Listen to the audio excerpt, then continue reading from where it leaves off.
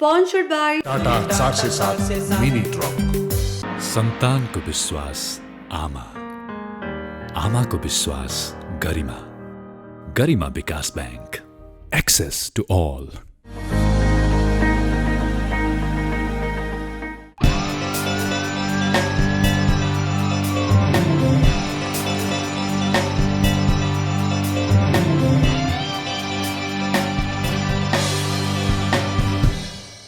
दर्शकवृन्द नमस्कार। न्यूज 24 टेलिभिजनको यो विशेष प्रस्तुति युद्ध कोरोना विरुद्धको आजको यो नयाँ श्रृङ्खलामा यहाँलाई हार्दिक स्वागत गर्दछु। दर्शकवृन्द, कोरोना विरुद्धको युद्धमा अग्रमोर्चामा लडिरहेका स्थानीय सरकारका जनप्रतिनिधिहरूको भूमिका असाध्यै महत्त्वपूर्ण छ र हामीले यसै कारण पनि यो युद्ध कोरोना विरुद्धको यो विशेष श्रृङ्खलामा हरेक दिन 5 जना मेयरज्यूहरूसँग छलफल गर्दै आइरहेका छौँ। उहाँहरूले कसरी प्रयत्नहरू अगाडि बढाइराख्नु भएको छ, नगरवासीहरूले कसरी सहजता अनुभूति गरिरहनु भएको छ, नगरवासीको स्वास्थ्य र सँगसँगै जीविकामा उहाँहरूले खेलेको भूमिका कस्तो छ, हामी आम दर्शकहरूलाई यो देखाउने प्रयत्न गर्दै आएका छौँ। र आज पनि हामीसँग 5 जना मेयरज्यूहरू हुनुहुन्छ। मेयर साहब, म पहिलो चरणमा तपाईहरुले गरेका महत्त्वपूर्ण प्रयत्नहरूको विषयमा छोटकरीमा जानकारी गराइदिन अनुरोध गर्छु। त्यसपछि हामी अरू थुप्रै विषयहरू छन् त्यसमाथि छलफल गर्छौँ। म गोकर्णेश्वरको मेयर साहबतिर जान चाहे। कोरोना नियन्त्रण गर्नका लागि गरेका महत्त्वपूर्ण प्रयासहरू सुनाइदिनुहोस् न। 5वटा हस्पिटललाई चाहिँ आफ्नो अन्तर्गत लिएर र एउटा चाहिँ नि डाक्टरहरुको 13 जना डाक्टरहरुको चाहिँ नि विशेष टोली गठन गरेर र 2टा एम्बुलेन्स नगरपालिका अन्तर्गतै 24 घण्टा सञ्चालनमा आउने गरी हामी चाहिँ तयारी अवस्थामा बसेको र हामीसँग चाहिँ नि यो अवस्थामा चाहिने सामानहरू जस्तो तपाईको मास्क भयो, सेनिटाइजर भयो, अब पिपी को चाहिँ नि कपडाहरू भए र थर्मल गन भयो, यो सम्पूर्ण चाहिँ हामीले चाहिँ तयारी अवस्थामा राखेका छौं र सम्पूर्ण हस्पिटल र हाम्रो स्वास्थ्य चौकी र खाना खुवाउने ठाउँ सबैमा चाहिँ हामीले चाहिँ यी सामग्रीहरू वितरण गरेको अवस्था हो। म महेश खरेल मेयर साहबतिर जान चाहे। मेयर साहब, तपाईहरुले गरेका महत्त्वपूर्ण प्रयत्न सुनाइदिनुहोस् न। क्वारेन्टाइनहरु पनि हामीले तयारी अवस्थामा राखेका छौं। 10 वटा क्वारेन्टाइन अब सबैको टेस्ट गर्ने सबै योहरु सकिसकेका छ र त्यो बाहेक चाहिँ नि अब अहिले मुख्य समस्या भनेको कृषकहरुको अहिले हाम्रो तरकारी रोप्ने सिजन छ, मलको केही सर्टेजहरु थियो, त्यो अब हामीले अहिले जिल्लासँग समन्वय गरेर कृषि सामग्री संस्थासँग समन्वय गरेर त्यो हल गरेका छौं। अब बिउ बिजनको पनि अहिले समस्याहरु थियो, त्यो पनि त्यहाँको एग्रोभेटरसँग हामी छलफल गरेर सामानहरु मगाएर त्यसमा पनि केही हदसम्म हामीले अहिले गरेका छौं। तर मुख्य चुनौती भनेको अब हाम्रो उत्पादन चाहिँ यो हप्ताबाट दिनमा चाहिँ 2.5 देखि 3 करोडको चाहिँ तरकारीहरु उत्पादन हुँदैछ।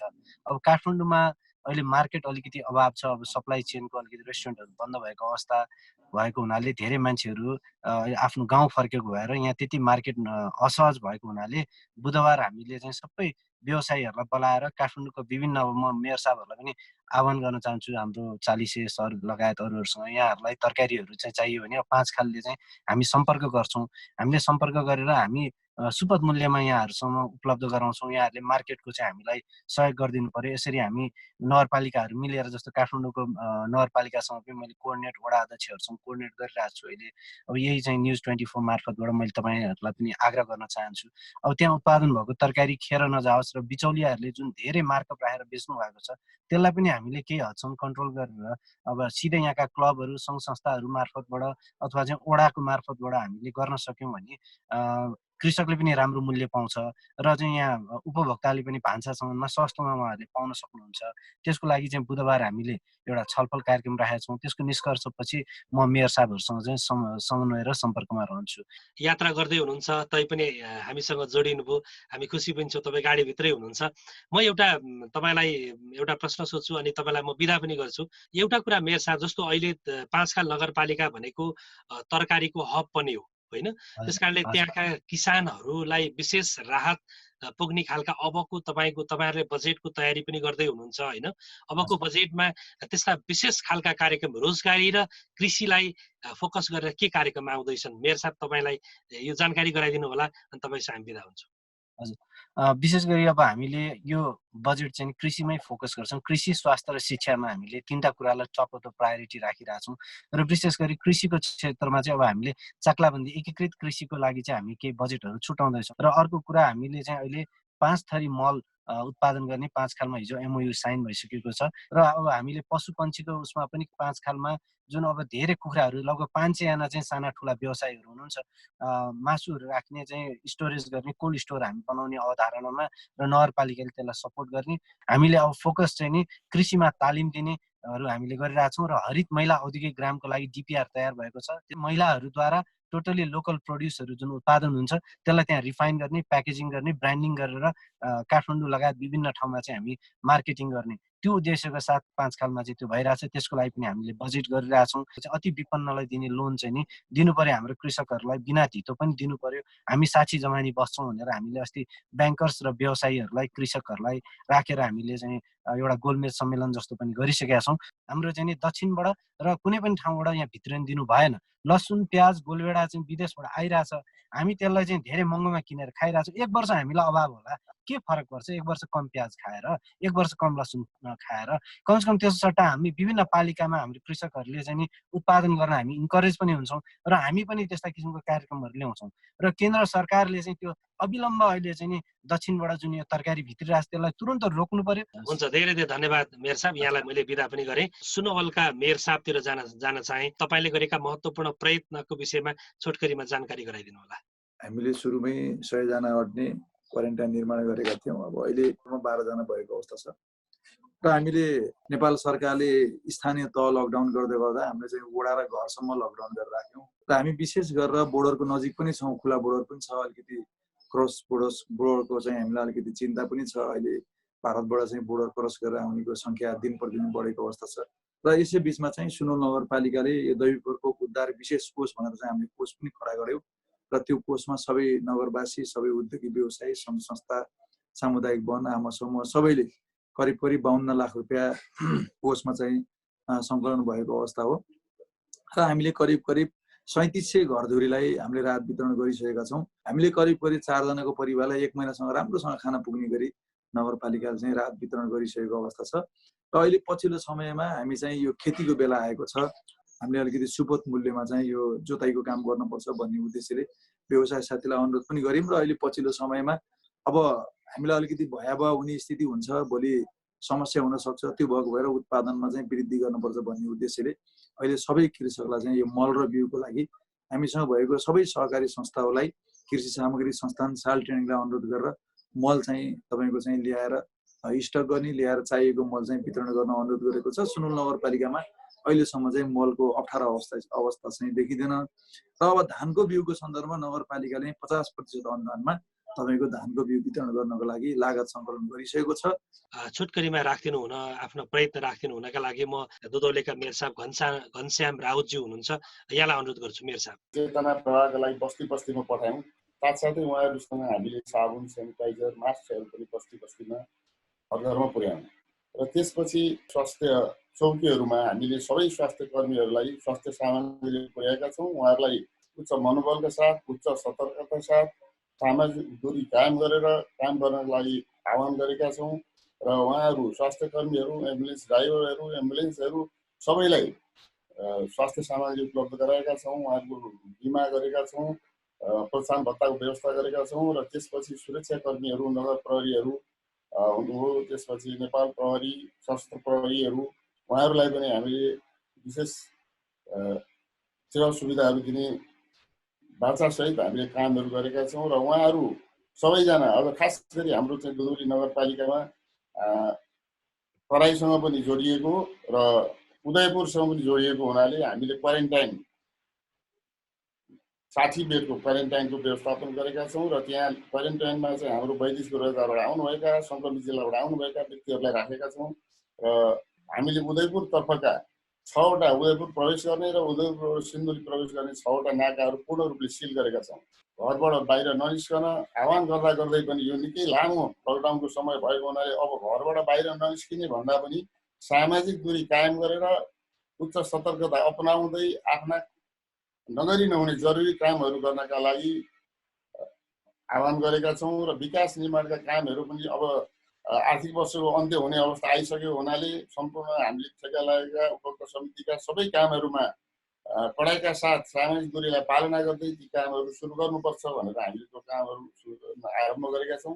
थाहा नगरपालिकाका मेयर साहब, यहाँले गरेका महत्त्वपूर्ण प्रयत्न छोटकरीमा सकेसम्म बुदागत रूपमा जनताले बुझ्ने गरी सुनाइदिनु होला मेयर साहब। 12 गते हामीले कोरोना नियन्त्रण रोकथाम भनेर एउटा सचिवालय गठन गर्यौं, 5 सदस्यीय सचिवालय गठन गर्यौं र सचिवालयले हरेक दिन 2 बजे मिटिङ बस्ने र यो कोरोनासँग सम्बन्धित जे जति तपाईको चाहिँ खर्चहरू गर्ने चाहिँ हामीले निर्णय गर्यौं र त्यो खर्चहरूलाई दिनदिनै चाहिँ एउटा पारदर्शी रूपले हिसाबलाई राख्ने र चाहिँ प्रधानमन्त्री कार्यालय, मुख्यमन्त्री कार्यालय अनि हामीले त्यस पछाडि 70 जना दाजुभाइ तथा दिदीबहिनीहरू जो विदेशबाट आउनु भएको थियो उहाँहरूको लागि हामीले घरमै डाक्टरहरू पठायौं र होम क्वारेन्टाइनको निम्ति उहाँहरूलाई चाहिँ त्यहाँका समाजका अगुवा उहाँको परिवार सहित सबैलाई राखेर होम क्वारेन्टाइन कसरी बस्नुपर्छ भनेर एउटा सुझाउने काम गर्यौं र हरेक दिन उहाँहरूको टेलिफोन नम्बर हाम्रो डाक्टरले लिएर आएपछि जसलाई एकपटक घरमै गएर भेटिसके पश्चात भोलिपल्टदेखि हरेक दिन 14 दिनसम्मलाई उहाँहरूलाई फोन गर्ने गरियो र त्यसलाई तीनटा क्याटेगोरीमा विभाजन गरियो। पहिलो दिनबाट 14 दिनलाई उच्च जोखिमको अवधि, 14 देखि 21 लाई जोखिमको अवधि र 21 देखि 28 लाई न्यून जोखिमको अवधि र 21-28 पछाडि हामी सामान्य अवस्था भनेर राख्ने गर्यौं र तिनै त्यो क्याटेगोरीको हिसाबले डाक्टरहरूले उहाँहरूलाई फलोअप गरिने राख्ने काम गर्नुभयो र त्यस पछाडि हामीलाई सरकारबाट टेस्टको निम्ति र्यापिड किटहरू प्राप्त भयो र हामीले लगभग 49 जनालाई र्यापिड टेस्ट पनि गरिसक्यौं र अलिकति संक्रमणमा शंका रहेको 3 जनालाई हामीले हेटौडा पठाएर पीसीआर टेस्ट पनि गरिसक्यौं र हिजो मात्रै हामीले 2 जना फेरि शंकास्पद मान्छे जो तराईबाट हिजो मात्रै यो थाहा नगरपालिका प्रवेश गर्नुभयो र उहाँहरूलाई र्यापिड टेस्टको पीसीआर टेस्टको निम्ति हामीले पठाएका छौं र हामीले क्वारेन्टाइन पनि एउटा सुविधा सम्पन्न नै बनाएका छौं।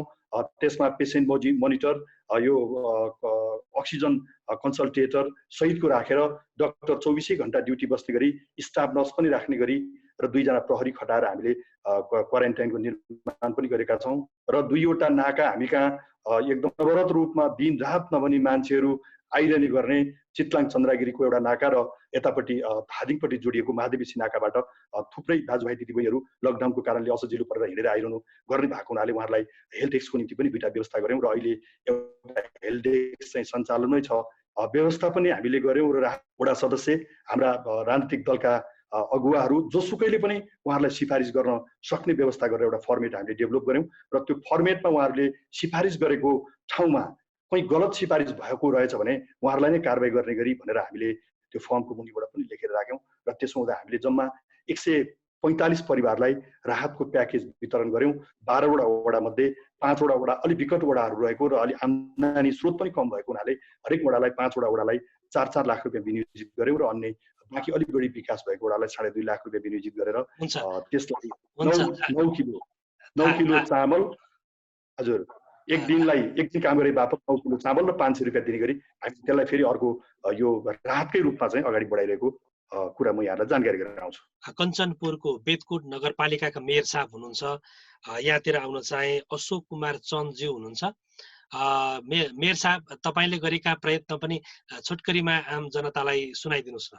सन्देशमूलक कार्यक्रमहरू हामीले प्रचारका कामहरू हामीले शुभारम्भ गर्यौं। हामीले अहिलेसम्म 64 बेड भएको एउटै ठाउँमा सुन्दरपुर क्वारेन्टाइन सञ्चालनमा रहेको छ। अरू धेरै मानिसहरू क्वारेन्टाइनमा बस्ने नआएका कारणले अरू ठाउँमा हामीले सञ्चालन गरेका छैनौँ। त्यसलाई अत्यन्तै व्यवस्थित ढङ्गले हामीले गरेका छौँ। औषधि स्प्रे गर्ने कुराहरू, सेनिटाइज गर्ने कुराहरूलाई हामीले मुख्य ध्यान दिएका छौँ। आइसोलेसन केन्द्र पनि एउटा भवन हामीले निर्माण गरेका छौँ, त्यहाँ 6 वटा बेड हामीले त्यसरी राखिएको छ र आरडिटी टेस्ट त 279 जनाको अहिलेसम्म आरडिटी टेस्ट हामीले गरेका छौँ। यद्यपि किटको अभावको कारणले केही समय स्थगित भएको छ र अब आरडिटी टेस्ट गर्ने कुराहरू अझ 1-2 दिनदेखि हामी सुरुवात फेरि पुनः हामी गर्ने कुराहरूलाई हामीले अगाडि बढाएका छौँ। अहिले पनि क्वारेन्टाइनमा बस्ने र जाने क्रम चलिरहेको छ। यस्तो बेलामा पनि एकजना मात्रै बेतकोट नगरपालिकामा कोरोना पोजिटिभ निस्किसकेपछि यो गएको चैत्र 22 गते पोजिटिभ निस्किसकेपछि त्यसको उपचारका निमित्त हामीले सेती प्रादेशिक अस्पतालमा हामीले पठायौँ र पठाइसकेपछि त्यहाँबाट वैशाख 10 गते डिस्चार्ज हुनुभएको छ र त्यसपछि अहिलेसम्म कोही पनि मानिसहरू यहाँ कोरोना पोजिटिभ र संक्रमित व्यक्तिहरू अहिलेसम्म देखेको छैन। अब हामी दोस्रो चरणको छलफलमा छौँ। म दोस्रो चरणको छलफल सुरुवात गर्न चाहे। मेयर साहब, एउटा कुरा त यो कोरोनाको प्रभाव यसले पार्ने दिगो प्रभाव छ, त्यसलाई चिर्नका लागि तपाईहरुको ठूलो चुनौती छ र त्यसको पहिलो खुड्किला भनेको अब आउँदै गरेको तपाईहरुका नीति तथा कार्यक्रम र तपाईहरुको नगरको बजेटले त्यसलाई चाहिँ ऐनाका रूपमा हामीले त्यसलाई हेर्न सक्छौं। मेयर साहब, अबको बजेटका प्राथमिकता कार्यक्रमहरू अहिलेदेखि तपाईहरुले कसरी सोचिराख्नु भएको छ? मेरो चाहिँ 1.5 अर्बको चाहिँ तपाईको बजेट हामीले चाहिँ गत वर्ष प्रस्तुत गरेका थियौं र अब हामीले 13,000 भन्दा बढीलाई चाहिँ डाइरेक्ट राहत वितरण गर्यौं। 22,000 को दरखास्त परेको थियो, त्यसमा छानबिन गरेर 13,000लाई हामीले पहिलो चरणको राहत वितरण गर्यौं। दैनिक 14,500 जनालाई 24 दिन खाना खुवायौं। दैनिक 14,500लाई खाना त मजासँग खाइरहनु भएको छ 14,500 जनाले। अब तै पनि फेरि यसको पनि सेक्युरिटी हेर्नु पर्यो भन्ने कुरा आएर हामीले त्यसलाई सबैको रिक्वेस्टमा मैले पहिला चाहिँ त्यो 17 ठाउँका साथीहरूलाई बोलाएर सोधेँ। अब यो अगाडि जानलाई अलि अप्ठ्यारो पर्यो, के गर्ने भनिसकेपछि सबैको सल्लाहमा चाहिँ अहिले चाहिँ बन्द गरौँ भनेर त्यो बन्द गरेको अवस्था छ। अब सरकार 3 तहको भए पनि अब चाहिँ अहिले स्थानीय सरकारलाई मात्रै यो लफडा जति सबै स्थानीय सरकारले चाहिँ नि बोक्नु पर्ने अवस्था छ। अब दबसेर हाँस्दै छन्। अब यो म कुरा गर्दैछु यो किनभने सम्पूर्ण बेहोर्नु पर्ने चाहिँ स्थानीयले। अब माथि चाहिँ अब तपाईको चाहिने सामान हामीलाई प्राप्त पनि केही भएन, बजेट पनि खासै बजेट केही प्राप्त भएन। जे गर्नु पनि आफैले गर्नुपर्ने। पहिला आफ्नो चाहिँ नागरिकलाई सुरक्षित गर्नै पर्यो, हामी त त्यसैमा लागेका छौँ। अब भोलिको बजेट पनि टार्गेट त्यही हो। गौरसभा नगरपालिका यसको लागि सम्पूर्ण तयारीमा छ र आगामी बजेट यही कोरोनालाई चाहिँ प्रमुख लक्ष्य राखेर चाहिँ यसको सेभ कसरी गर्ने, हाम्रो जनसङ्ख्यालाई कसरी सेभमा राख्ने, यसको पुरा लक्ष्य लिएर चाहिँ हामी अगाडि बढ्छौँ। यसमा कुनै डाउट छैन। हस्, धन्यवाद मेयर साहब। पक्कै पनि सबै मेयर साहबहरूले महत्त्वपूर्ण यो विषयमा प्रयत्न गर्नुभएको छ। अघि पनि कुरा गर्नुभयो, क्वारेन्टाइनको व्यवस्था, नागरिकको सुरक्षाका लागि कुनै पनि सम्झौता नगरिकन तपाईहरुले काम गर्नुभएको छ। तपाईहरुले स्थानीय सरकारले गरेको प्रयत्न वास्तवमा निकै महत्त्वपूर्ण पनि छ र यदि स्थानीय सरकारको निर्वाचन नभइदिएको थियो भने हामी यो कोरोनासँग लड्नका लागि यतिको सक्षम हुँदैनथ्यौं भनेर सर्वत्र यो विषयमा चर्चा भइरहेको छ। यसप्रति तपाईहरु धन्यवादका पात्र पनि हुनुहुन्छ मेयर साहबहरु। म एउटा कुरा यो प्रश्न किन पनि सोध्दैछु, म लभशेर सरतिर जान चाहे। म यो किन पनि सोध्दैछु भने अब यो कोरोनाले थिलथिलो हुँदै गएको अर्थतन्त्र, थिलथिलो हुँदै गएको मानसिकता, यसलाई उठाउनको लागि जसरी तपाईहरुले यो संक्रमणलाई एक खालको कन्ट्रोल गर्नका लागि महत्त्वपूर्ण प्रयत्न गर्नुभयो, अब गाउँदेखि उठ्ने खालको प्रेरणा दिने खालका त्यस्ता योजना र कार्यक्रमहरू अब आउँछन् कि आउँदैनन्? आउँछन् भने कस्ता खालका कार्यक्रम आउँछन् स्थानीय सरकारको, त्यो मैले जान्न चाहे। म लभशेर सर। एउटा खाद्यान्नको अवस्था, कृषिलाई मजबुत बनाएर आत्मनिर्भर खाद्यान्नको मुलुक निर्माण गर्नतिर हामीले अब ध्यान पुर्याउन जरुरी छ। जब अहिलेको अवस्थामा यो किन पनि महसुस भयो भने हामीले थाहा नगरपालिकामा पक्कै पनि पैसा भएर पनि तपाईँको चाहिँ खान पाइँदैन कि भन्ने किसिमको एउटा चाहिँ अवस्था सृजना होला भन्ने कालीलाग्दो स्थिति हामीले महसुस गर्यौं। त्यसो हुँदा हामीले सारा बाजा जमिनहरूलाई अब उपयोग गरेर सरकारी, संघीय सरकार, प्रदेश सरकार र स्थानीय सरकार सबै क्षेत्रमा हामी चाहिँ एउटा भरपूर रूपले त्यसैमा ध्यान केन्द्रित गर्नुपर्छ भन्ने मलाई लाग्छ। र अर्को स्वास्थ्य क्षेत्रमा एउटा स्वास्थ्य संस्था, एकजना MBBS डाक्टर दूर गाउँमा पनि हामीले पुर्याउन सक्ने अवस्था रह्यो भने हामीले यो कोरोनाबाट चाहिँ एउटा गर्नुपर्ने विकास र कोरोनाबाट आतंकित भएको नागरिकहरूलाई अलिकति मलमपट्टि लाग्ने कुरा चाहिँ यतातिर हुन सक्छ भन्ने मलाई लाग्छ शिव सर। म जान चाहे दुधौलीको मेयर साहबतिर। राहत वितरण गर्दै हामीलाई के अनुभव भएको छ भनेदेखि दीर्घकालीन रूपमा यो समस्या रहिरहन्छ। यो कोभिड-19 तुरुन्तै हट्ने होइन। त्यसकारणले यसको सामना गर्नका लागि स्वास्थ्य क्षेत्रमा लाग्नुपर्ने त छँदैछ। त्यो सँगसँगै वैदेशिक रोजगारबाट फर्केकाहरू अथवा यही दुधौली नगरपालिकामा भएका बेरोजगार नगरवासीहरूलाई अब विशेष कार्यक्रम हामीले नगरपालिकाले सञ्चालन गर्नुपर्छ। पूर्वाधार विकासमा भन्दा पनि उहाँहरूलाई आत्मनिर्भर बनाउने किसिमका कार्यक्रमहरू अगाडि बढाउनुपर्छ भनेर हामीले चाहिँ कृषि क्षेत्रलाई 1 नम्बर प्राथमिकतामा राख्ने र त्यही कृषि क्षेत्रका 4-5 वटा विषयवस्तुहरू दुध उत्पादनमा हामीले अनुदान दिने, गाई किन्नका लागि, भैँसी किन्नका लागि अनुदान दिने, तरकारी खेतीमा अनुदान दिने, फलफुल खेतीमा अनुदान दिने, त्यसैगरी खाद्यान्नका बिउ बिजनहरूमा अनुदान दिने, माछाका पोखरीहरू खन्न अनुदान, मासु पालनको लागि खसी बाख्रामा अनुदान दिने र त्यसलाई उत्साहित बनाएर आत्मनिर्भर बन्नतिर अगाडि बढाउने र यसरी वैदेशिक रोजगारबाट आएका व्यक्तिहरूले आफ्नो यहीँ घरमै बसेर रोजगार प्राप्त गर्ने वातावरण बनाउनका लागि भनेर हामी चाहिँ आगामी वर्षको बजेटलाई कृषि क्षेत्रमा, पशु विकासको क्षेत्रमा केन्द्रित गर्नुपर्छ भन्ने यो हिसाबले हामी लागिरहेका छौँ। म सुनवलका मेयर साहबतिर जान चाहे। सबैभन्दा पहिला सुनवल नगरपालिकाले अब बजेट बनाउँदै गर्दाखेरि हाम्रो विशेष गरेर सुनवललाई आत्मनिर्भर बनाउने र त्यसपछि खाद्यान्न, सागसब्जी, माछा मासु, दुध दही यसलाई चाहिँ हामीले चाहिँ कसरी यसमा लाग्ने सबै कृषक साथीहरूलाई हामीले कसरी तपाईँको चाहिँ सुविधा दिन सकिन्छ, हामीसँग भएका वित्तीय संस्थाहरूसँग छलफल गरेर सस्तो ब्याज दरमा ऋण कसरी उपलब्ध गराउन सकिन्छ, बिना धितो ऋण कसरी उपलब्ध गराउन सकिन्छ, हामीले कुन कुन चिजमा नगरपालिकाले सपोर्ट गर्यो भने उहाँहरू चाहिँ ठुलो स्केलमा चाहिँ व्यवसाय खेती गर्न सक्नुहुन्छ भन्ने तर्फ चाहिँ नगरपालिकाले अब छलफल अगाडि बढाउँछ। त्यस्तै गरी हामी चाहिँ स्वास्थ्यको क्षेत्रमा साह्रै कमजोर रहेछौँ। अब हामीले चाहिँ सुनवलमा चाहिँ एउटा नगर स्तरीय हस्पिटल निर्माण गर्नुपर्छ भन्ने उद्देश्य पनि नगरपालिकाको छ। अझै एउटा डरलाग्दो कुरो अब के छ भने हामी कहाँ भारत र तपाईँको चाहिँ तेस्रो मुलुकमा चाहिँ रोजगारीमा जानुभएका दाजुभाइहरू जब हाम्रो नेपालमा आउँदाखेरि यसले ठुलो भयावह निम्तिन सक्छ। यसका लागि रोजगारी सिर्जना कसरी हुन सक्छ, उहाँहरूलाई चाहिँ आउने बित्तिकै रोजगार हामीले चाहिँ कसरी दिने र त्यो रोजगार भनेको कृषिमा सम्भावना छ, उत्पादन गर्ने र उत्पादनदेखि बजारसम्मको परिवर्तन गर्नको लागि नगरपालिकाको विशेष जोड हुन्छ र शिक्षा र स्वास्थ्यमा पनि हामीले चाहिँ विशेष जोड गर्छौँ र यो पटकको बजेट हामीले सुनवल नगरपालिकालाई आत्मनिर्भर बनाउनको लागि विशेष प्राथमिकतामा राख्छौँ। यहाँहरूलाई म के जानकारी गराउन चाहन्छु भने मुख्य रूपमा जो अब विदेशबाट नेपालमा आउने जो युवाहरू छन्, जो विदेशमा काम गरिरहेका युवाहरू नेपालमा आउन खोजिरहेका छन्, ती युवाहरूले नेपालभित्र रहेर खास गरी कृषिका सन्दर्भमा, पशु पालनका सन्दर्भमा, जडीबुटीका सन्दर्भमा, वनभित्र रहेका विभिन्न स्रोत साधनहरूका सम्बन्धमा, प्राकृतिक स्रोत साधनलाई कसरी उपयोग गर्ने भन्ने स्रोत साधनलाई कसरी परिचालन गर्ने र कसरी उहाँहरूलाई उत्पादनसँग जोड्ने भन्ने विषयवस्तु नै अबको बजेट बनाउनु पर्छ। त्यस कारणले गर्दाखेरि अर्को समस्या भनेको हामीसँग सबै ठाउँमा स्वास्थ्यका के अरे हस्पिटलहरू नभएका र स्वास्थ्यको हस्पिटल भए पनि त्यहाँ डाक्टरहरू नहुने, स्वास्थ्यकर्मीहरू नहुने यो किसिमको अवस्था छ। अब त्यो ठाउँको परिपूर्ति गर्ने कुराहरू, डाक्टर त्यहाँ पुर्याउने कुराहरू, स्वास्थ्यकर्मी पुर्याउने कुराहरू र नयाँ ठाउँमा हस्पिटल बनाउने कुराहरू, हस्पिटल बनाइसकेपछि व्यवस्थापकीय पक्षले अत्यन्तै राम्रो गरेर जानुपर्छ। हिजो जस्तो सामान्य किसिमको अबको बजेट होइन। अबको बजेट ल्याउने भनेको असामान्य परिस्थितिमा हामीले ल्याउने। अब कोभिड-19 कोरोना भाइरसका विरुद्धमा हामीले कसरी लड्न सकिन्छ, सारा विश्व लडिरहेको छ। यस्ता अवस्थामा हामीले कसरी लड्न सक्छौँ? मेडिकल सामग्रीको अभाव अहिले पनि रहेको छ।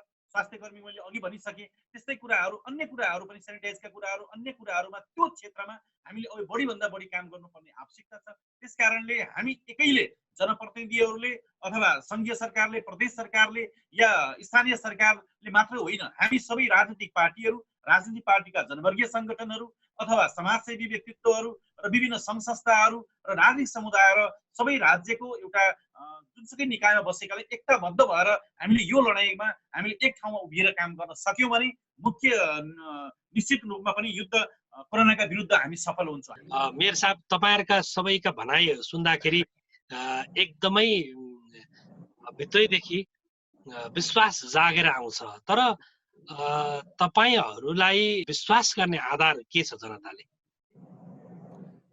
जनताले विश्वास त कामको आधारमा गर्छन्। हेर्नुहोस् होइन, अब कुरा र भाषणलाई त आधार मान्दैनन् अचेल, अब कामलाई चाहिँ आधार मान्ने बसर।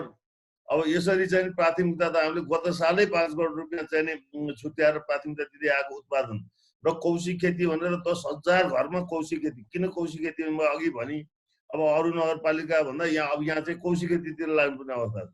अब घरै गर्छ, बजार सहरै सहर छ, अब खेती गर्ने ठाउँ कसैसँग करेसा बारी नै छैन। अनि कौशी अब 10,000 कौशी खेतीको लागि पैसा विनियोजन गरिरहेको छ र त्यस कारणले हामी निश्चित रूपमा एक किसिमको बजेटलाई अगाडि लिएर जान्छौँ। सबैभन्दा पहिला बाँच्ने अधिकार चाहियो, उहाँहरूलाई सेफ साइडतिर लानु पर्यो, आफूसँग भएका सामानहरूलाई प्रयोग गर्नु पर्यो, उत्पादनको व्यवस्था मिलाउनु पर्यो, भएको बजार पनि तपाईँको चाहिने त्यो बजारलाई मात्रै मिलाउन सके पनि धेरै कुरा मिल्न जान्छ यहाँ। तर यो जटिल परिस्थितिलाई सम्हाल्न सक्ने क्षमता स्थानीय सरकारसँग छ यति बेला? मान्छेहरूले विपदको बेलामा, अप्ठ्यारो बेलामा, सङ्कटको बेलामा एक हुन सक्ने अवस्था सिर्जना हुँदो रहेछ भन्ने यसपालिको यो अभियानले देखाएको छ।